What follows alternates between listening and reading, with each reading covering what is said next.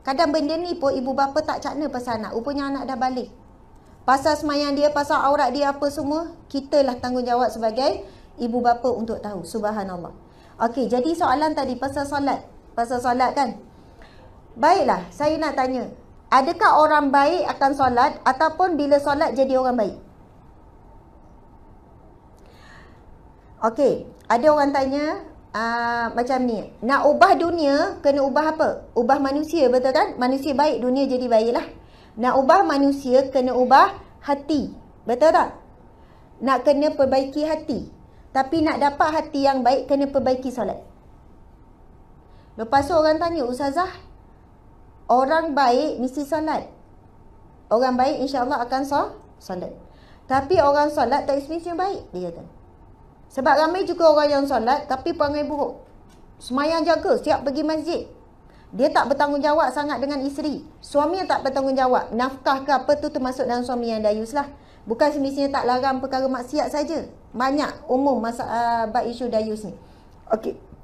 Jadi nak sebutnya tadi tu, orang yang solat, okey, confuse sikit.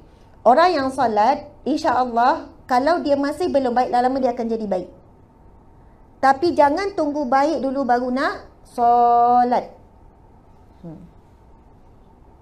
Angguk-angguk tu tak faham lagi tu kan? Okey. Subhanallah. Contoh. Kita sakit. Lepas tu doktor kata makan ubat ni. InsyaAllah bila kamu makan ubat, kamu akan sihat. Okey. Jadi kita ni sebab nak sihat. Betul kan? Kita makanlah ubat tu. Walaupun ubat tu kita tak nak, pahit, tak sedap apa. Tapi sebab apa? Kita nak dapatkan sihat. Jadi kita makanlah ubat walaupun terpaksa, walaupun tak sedap. Akhirnya kita dapat sihat. Solatlah walaupun kita rasa berat, walaupun tak khusyuk, walaupun terpaksa. Dan memang kita banyak solat dan kadang terpaksa. Betul tak? Kalau tak sebab terpaksa, kalaulah sebab solat ni tak wajib, tak dipaksa pun, nescaya kita tak solat. Betul atau tidak ni? Tapi sebab kena paksa oleh Allah, wajib oleh Allah, kelang kabut sibuk macam mana, kita menyelit gak pergi solat. Sebab dipaksa. Allah paksa kita untuk solat, akhirnya kita solat pun terpaksa. Solat pun sekejap je, laju-laju. Solat ni pun lama-lama kita tetap jaga 5 waktu solat. Akhirnya insya-Allah penyakit-penyakit hati kita akan disembuhkan Allah melalui proses solat. Akhirnya kita dah tak solat terpaksa, kita suka pula solat. Ada tak orang kat sini yang tunggu? Tak sabarnya nak Zuhur. Tak sabar nak 1:30. Kenapa tak sabar nak solat Zuhur? Ada tak orang sampai tahap tu tak sabar solat? Ada. Oh, betul ada lah, tuan-tuan ya. Jarang nak jumpa orang macam ni. Yang ramainya kita, dah Zuhur. Ui, tak sedap. Dah asar.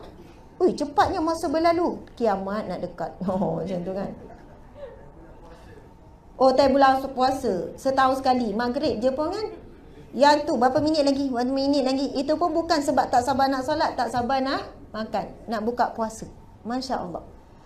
Subhanallah, alhamdulillah. Jadi di sini kesimpulannya, siapa yang mengatakan bukan semestinya orang solat itu baik, betul. Saya nak bagi perumpamaan macam ni lah. Contoh, ada buah tembikai, ada soalan lagi tu. Kertas dia. Okey, baca soalan dulu. Biasa kalau bergaduh dengan isteri akan memberi nasihat dengan suara yang keras. Kita pun diam. Lepas tu dia akan tanya, kenapa diam? Jawablah. Bila kita jawab, dia marah pula kita. So, apa yang perlu saya buat? Nak jawab ke? Nak diam ke? Mesti soalan pada lelaki ni kan? Tak apa tuan-tuan, saya faham. Jadual ni. Tuan-tuan kerja, saya faham. InsyaAllah saya doakan tuan-tuan jadi suami yang soleh, suami tanggungjawab, dapat isteri yang solehah, penyejuk hati, penyejuk mata, anak-anak soleh-solehah, rezeki lapang. Subhanallah. Kok-koklah masuk balik kan bila dah doa tu. Okey. Baiklah. Apa ni? Puan, soalan tu kan mungkin, tapi saya nak kupas sikit lagi bab solat tu ataupun bab aurat. Orang suka buat soalan ni. Tak semestinya orang solat tu baik. Setengah orang yang tak semayang, dia lagi baik perangai dia. Kerja pula lagi efisien, lagi punctual dari segi kerja. Dia tak semayang tapi bagus. Lagi kalau nak dibandingkan dengan orang kafir. orang bukan Islam. Betul kan? Kadang amanah kerja lagi bagus, lagi penyabar daripada kita yang semayang ni. Orang bukan Islam lagi sabar, lagi muka tu manis. Kadang saya memang heran dengan mak-mak saleh. Sebab pernah berapa tahun saya ikut suami saya masa tu ni kan. Kita lambat ni kan, berapa ni, bila kita sampai I'm sorry, never mind, okay, it's okay. Dia pula yang tenangkan kita. Kita sebenarnya nak tenangkan dia sebab dia menunggu. Saya kata sabarnya dia, kalau dia jadi orang Islam mesti dia lebih baik pada kita. Dari segi kebersihan, dari segi baiknya dia dengan anak kita. Contoh cikgu kan, Masya Allah. Saya cerita sikit ni. Saya pergi hari ni pasal buku orang kata apa, 3 penjuru kan, 3 penjuru. Lepas tu kita ni berdebar ni, 3 penjuru kita kan ada juga cikgu jumpa anak kita, kita nak tahu macam mana perangai anak kita, betul kan? Bila jumpa cikgu dia pun start, oh your kid is amazing. Saya pula amazing kan, dia puji anak kita, your kid is very good. Dia puji. Saya kata perangai dia macam mana? Oh excellent, dia sangat bagus. Anak puan gini, pelajaran dia, padahal kita tahu result anak tak bagus sangat ni. Oh she is very good, don't worry, your kid puji je. Saya balik, patutlah anak saya sangat suka di sekolah. Cuti sekolah dia orang tak suka duduk kat rumah, dia counting days. Umi berapa hari lagi sekolah, berapa hari sekolah, tak suka ke cuti, tak suka duduk rumah, lagi suka sekolah. Sebab di sana guru dia puji. Jarang marah, jarang tinggikan suara. Masya Allah, saya pula terbalik kat rumah. Kita ni pula yang kita mention selalu benda yang kita tak suka. Betul kan? Ni bilik siapa ni bersepah, time dia kemas, kita tak ada mention sangat. Ni bilik siapa kemas sangat ni, tak ada. Yang kita akan sebut 5 hari kemas, sehari yang tak kemas tu kita bising. Lepas tu saya kata, ya Allah, patutlah dia orang memang guna pendekatan tu, dan ada kaedah kenapa guru-guru mereka dilatih begitu, dan macam mana guru mereka kurang tekanan. Sekolah sangat ambil berat supaya anak ni kurang tekanan. Saya tengok macam mana bila pelajar tu datang, macam mana dia sambut, dia peluk, dia gini apa semua.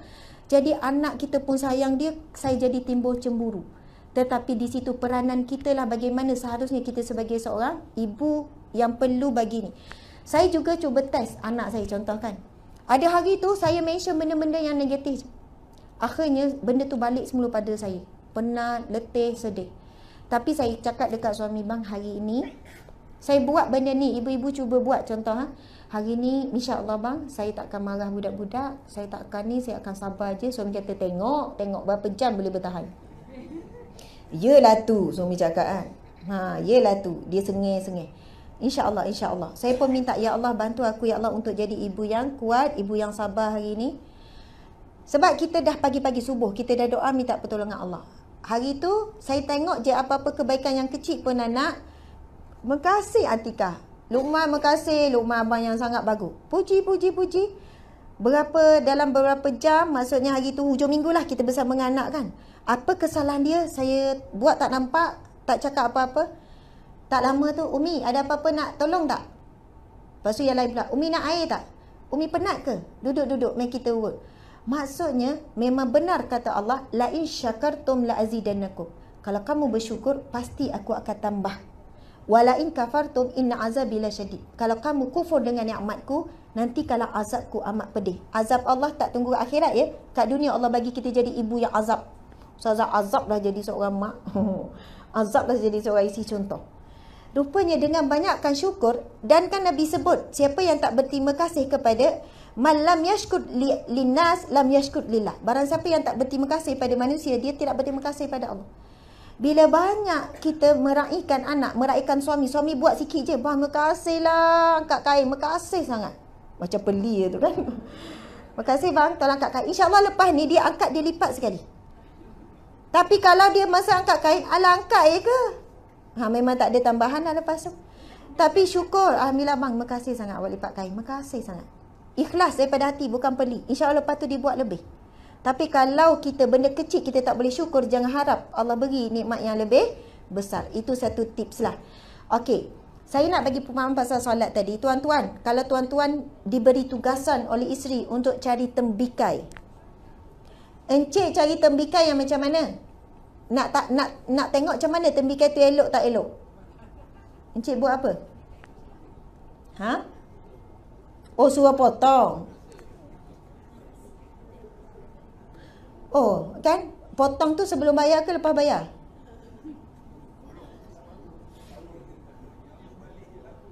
Kan?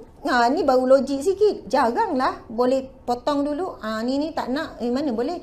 Lagi kalau beli dekat shopping komplek, beli dekat Maidin ke apa, boleh ke potong dulu? Dah siap potong. Okey. Tu bijak. Beli yang dah siap potong. Okey, baiklah. Selamat tuan-tuan. Betul lah tu kan? Okey, kita kalau nak beli tembikai, nak beli buah yang tak nampak dalam, kita tengok luar. Betul tak tuan-tuan? Sebab ada orang kata perempuan ada tu yang tak tutup aurat lagi baik daripada yang tutup aurat. Contoh, orang buat kiasan benda ni, logik akal. Kita pun jawab dengan logik akal ya. Buah tembikai, kita nak beli, kita tengok luar. Okey, lepas tu kita kocok-kocok sikit. Contoh kan? Okey, rasa macam tak ni, tak ada lebam, kita bawa balik. Belah, tengok-tengok busuk. Itu normal, betul kan?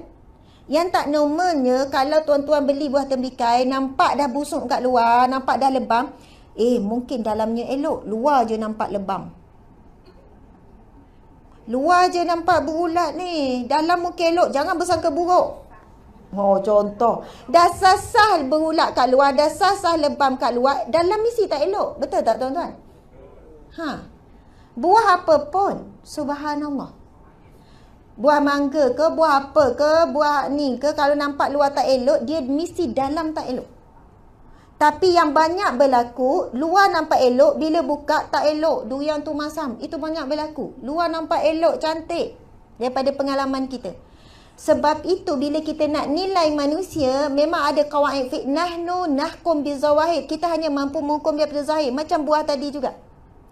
Bila luar nampak elok, semayang, tutup aurat, subhanallah, zahirnya nampak baik, tapi bila kita kenal, rupanya kaki ngumpat, kaki buka aib orang, kerja malas. Luar nampak elok, is normal. Luar nampak elok, bila kenal dalam tu buruk. Tetapi kalau luar dah nampak buruk, luar jelas-jelas menentang Allah, tak solatnya, tak tutup auratnya contoh, jelas-jelas sombong. Ini kesombongan yang paling tinggi ni. Contoh anak kita suruh, dek tolong mak jap ambil air, mak dahaga. Ambillah sendiri. Kalau anak jawab macam tu lah kan, lawan kita, kita cakap apa? Ya Allah, kita pun cubit kan. Apa melawan cakap mak ni, mak suruh ni. Contoh benda-benda yang besar lah. Kita akan cakap anak ni melawan. Tapi Allah dengan kita, banyak kita lawan Allah. Tapi Allah tak pernah pun terus cubit kita. Maksudnya terus lepas lawan Allah, buat satu kemungkaran, buat maksiat, terus jatuh longkang. Tak ada, Allah sangat baik. Tak ada Allah tarik nikmat daripada kita. Allah sangat baik dengan kita. Sedangkan Allah mampu buat benda tu sekelip mata. Nak kata Allah sangat sabur, Allah yang sabur, Allah yang maha penyabar. Allah sangat sabar dengan kita. Kita panggil anak kita tuan-tuan, Along, dia diam. Kita tahu, kita nampak dia duduk main telefon. Along, panggil kedua. Lepas 5 minit panggil lagi Along. Tuan-tuan buat apa kalau anak macam tu? Ke tuan-tuan, tak apa Along, it's okay Along tak datang, it's okay.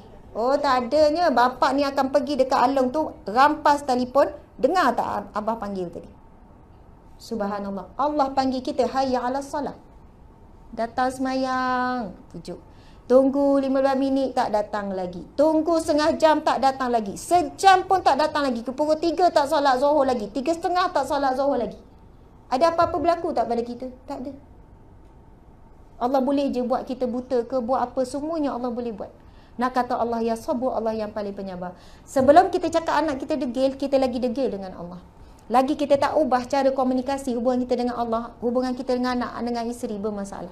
Tadi saya tak cerita habis pasal suami tu tak dam pun, tapi saya nak bagi tahu, subhanallah, orang yang jaga solat, orang yang jaga aurat tapi dalamannya tak baik, ia menunjukkan insya-Allah dengan dia jaga aurat, dengan dia jaga solat, lama-lama dalaman dia akan baik. Tapi orang yang tak jaga zahir, subhanallah, itu menunjukkan hati dia pun sakit. Kita tak boleh cakap hati dia mungkin baik daripada kita. Tapi dari sudut logik akal yang kita cakap buah tadi tu pun begitulah logiknya. Sesuatu perbuatan yang buruk pada zahir, ia mesti daripada dalam.